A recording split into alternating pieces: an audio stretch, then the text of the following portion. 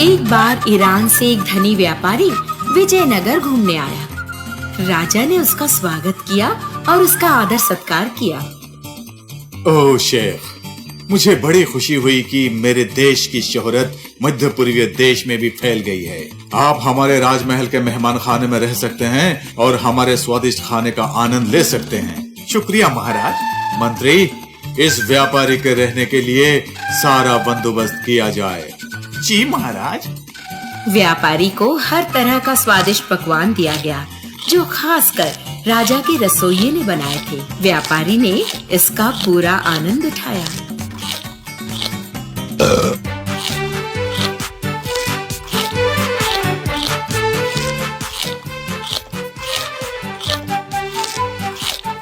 साहब, ये एक खास मिठाई है जिसका नाम है रसगुल्ला।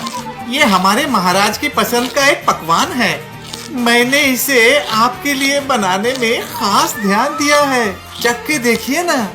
ये रसगुल्ला मुझे नहीं चाहिए। इसके बजाय इसे बनाने की असली तरीका मुझे बताएं। राजा का रसोइया परेशान हो गया। उसे रसगुल्ले की बुनियाद के बारे में नहीं मालूम था। राजा के रसोइये ने ये बात गुप्त रूप में राजा को बताई। क्या रसगुल्ला की असलियत? मैंने अपने जीवन में रसगुल्ले की असलियत न कभी सुनी न कभी देखी है। मैंने भी नहीं सुनी महाराज।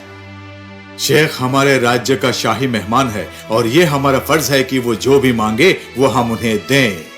ठीक है, तुम जा सकते हो। मैं अपने दरबारियों से रसगुल्ला की असलियत के बारे में पूछूंगा।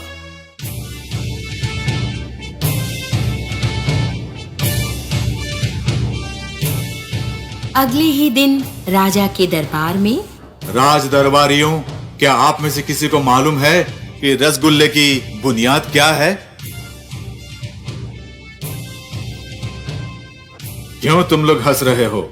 हमारे मेहमान को वो खाना पसंद है। यदि कोई जानता है तो मुझे बताएं। महाराज, रसगुल्ला की कोई असलियत नहीं होती है। मैं सोचता हूँ कोई हमसे चालाकी कर रहे हैं। यदि तुम नहीं जानते तो इसे कैसे चालाकी कहते हो? क्यों तेनालीराम, तुम्हें भी नहीं मालूम कि वो क्या है? मैं जानता हूँ महाराज, रसगुल्ले की विधि होती है। मैंने उसे देखा है। तेनाली, झूठ की भी हद होती है। तुम्हारे ये शब्द बड़ा अजीब है। मैं रसगुल्ले की विधि का प्रबंध करता हूँ। कल मैं शेख को रसगुल्ले की असलियत के बारे में बताऊंगा।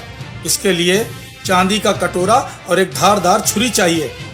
तुम्हें जो चाहिए वो मिलेगा, लेकिन हम सब जानना चाहेंगे कि रसगुल्ले की असलियत क्या है।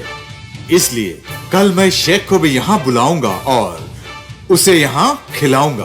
अवश्य महाराज। सुनिए, मुझे लगता है कि ये तेनाली पागल हो गया है और हमारे महाराज भी इसकी मदद कर रहे हैं। मुझे लगता है यदि तेनाली इसे नहीं ला सकता तो तेनाली को उचित दंड मिलेगा।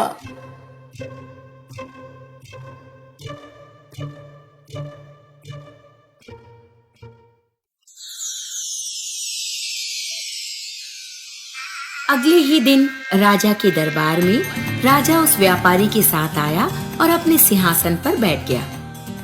तेनालीराम अपने हाथ में कटोरा लिए दरबार में आया। उसे मलमल के कपड़े से ढका गया था। तेनालीराम जी। रसगुल्ले की असलियत क्या है? पहले मुझे देखने दो। माफ कीजिए महाराज, पहले हमारे मेहमान उसे देखें और खाएं। तेनाली ने मलमल का कपड़ा उठाया और कटोरा व्यापारी के हाथ में रख दिया। उस कटोरे में गन्ना था। व्यापारी ने उसे उठाकर बड़ी खुशी से खाया। वाह भाई वाह, बहुत खूब, मैंने यही मांगा था।